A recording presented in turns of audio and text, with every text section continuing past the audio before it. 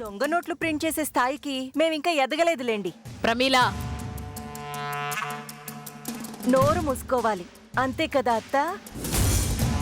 శివగామి గారు, మహాలక్ష్మి లాంటి మీ చేతులతో ఆ లక్ష్మిని నా చేతికిస్తే నా కాబోయే లక్ష్మి కలకాలం పిల్లా పాపలతో సంతోషంగా ఉంటుంది.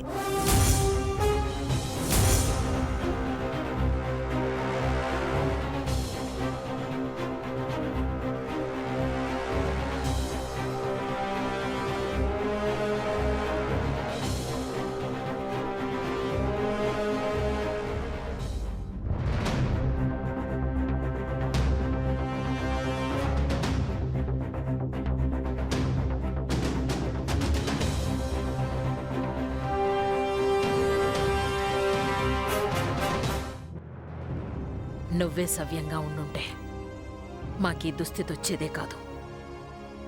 తలరాత, ఏం చేస్తాం?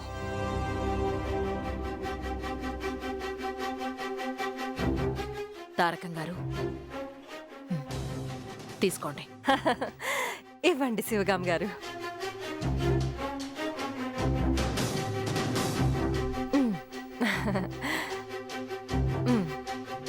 ఏమండి, అలా చూస్తూ ఉంటారే, కానివ్వండి.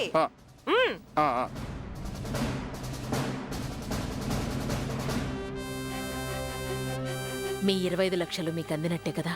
ఉండండి శివగామి గారు, నోట్లన్నీ మిషన్లో పెట్టి చూసి అంతా వచ్చిందో లేదో చూసి అప్పుడు చెప్తాను.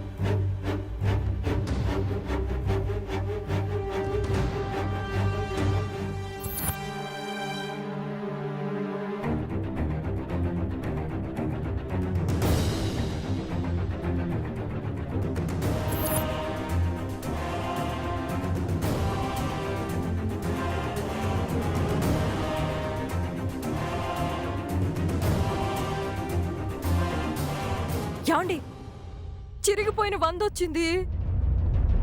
శివగామి గారు, మీరు తప్పుగా అనుకోకపోతే ఇదిగోండి, ఇది తీసుకుని ఇంకో నోట్ ఇవ్వరా?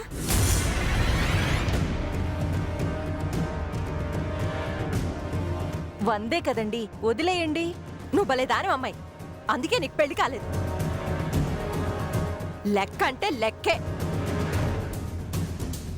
100 తగ్గితే రౌండ్ ఫిగర్ మారిపోదు.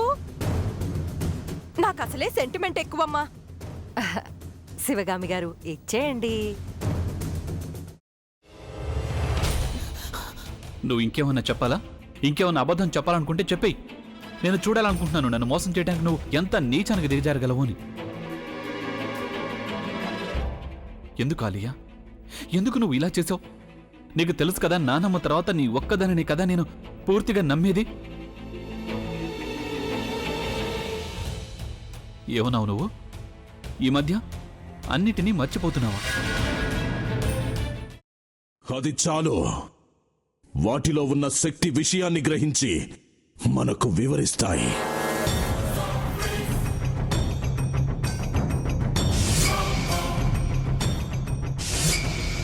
ఎవరు ఆ దండ విప్పొద్దు, గది తలుపులు తెరవద్దు.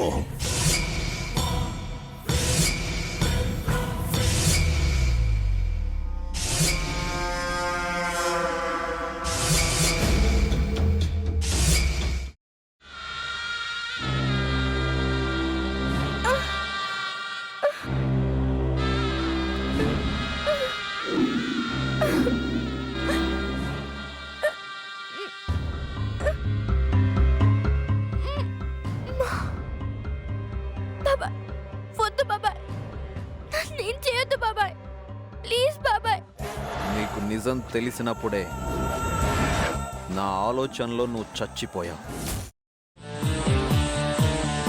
అబ్బా ప్లీజ్ కొంచెం తినండి ప్లీజ్. భీమారావు గారు మీరా? ఇగో మీరా కాదు సక్కుబాయ్. అవును, మీ పనామే లేచిపోయిందని చెప్పి కంప్లైంట్ ఇచ్చినావు కదా. రేయ్, ఆయన కంప్లైంట్ ఇచ్చింది లేచిపోయిందని కాదు, కనిపించడం లేదు అని. అచ్చా, అట్లానా? సరే మేడం. ఇడియట్. ఆ వంట మనిషి పేరేంటన్నారు? రత్తాలు మేడం. ఏం పెద్ద మంచి, నీ వంట మంచిని కూడా మేడం అని పిలుస్తావా? రేయ్ హాఫ్ బ్రెయిన్,